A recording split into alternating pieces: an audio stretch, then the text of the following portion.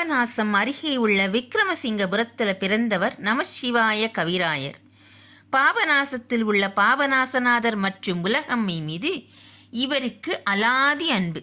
அதுவும் உலகம்மை மீது தனி அன்பு. தினமும் பாபநாசத்துக்கு போய் உலகம்மையை வழிபடுவார்.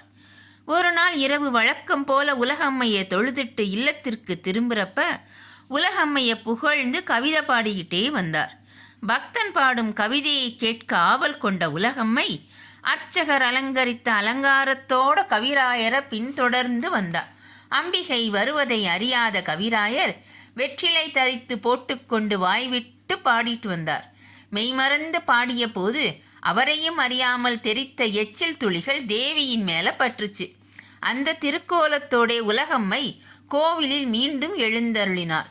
மறுநாள் காலையில கோயிலை திறந்து பார்த்த அர்ச்சகர் உலகம்மையின் சேலையில் தெரித்த எச்சில் துளிகளை பார்த்து திடுக்கிட்டார். அந்த சமயம் இறை வழிபாட்டுக்கு பாபநாசம் வந்திருந்த அரசன் கிட்ட இந்த செய்தி தெரிவிக்கப்பட்டது.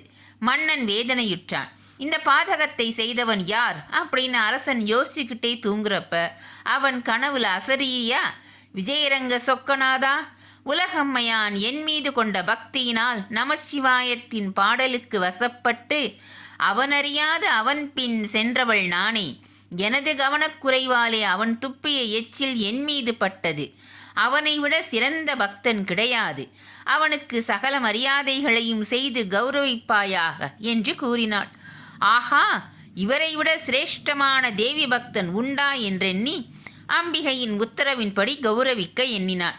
நமசிவாயரை கோவிலுக்கு அழைத்து, தாங்கள் அம்பிகை தாசருங்கிறது உண்மையானால் இதோ உலகம்மை கையில் இருக்கும் தங்க பூச்செண்டு தாங்கள் பாடப்பாட அப்பூச்செண்டை சுற்றியிருக்கும் தங்க கயிறுகள் அருந்து இப்பூச்செண்டு தானாய் உங்கள் கையில் வந்து விழ வேண்டும். ஆகட்டும் என்றான் அரசன். உலகம்மை அந்தாதி என்னும் அற்புதமான நூலை இயற்றினார் கவிராயர். அந்தாதி பாடப்பாட அம்மையின் கரத்தில் உள்ள பூச்செண்டின் தங்க நார்கள் அருந்து விழிந்தன ஒவ்வொன்றாய். ஆஹா, என்னே உலகம்மையின் கருணை! விண்டல நின்ற சரற்கால சந்திர ஸ்வேத முகமண்டலமும் கையில் மலரொடும் தோளில் வழிந்த ரத்தின குண்டலமும் பொலிவால பிராய குமாரத்தியாய் செண்டலர் செங்கை உலகாள் என் நாவில் சிறந்தவளை என்னும் பாடலை பாடி முடித்த சமயம் படபடவென்று அருந்து தங்கச் செண்டு தேவியின் கையிலிருந்து நமச்சிவாயர் கரத்திற்கு தாவி வந்தது. என்ன ஆச்சரியம்! அரசர் முதற்கொண்டு அனைவரும் நமச்சிவாயர் பாதத்தில் விழுந்தனர்.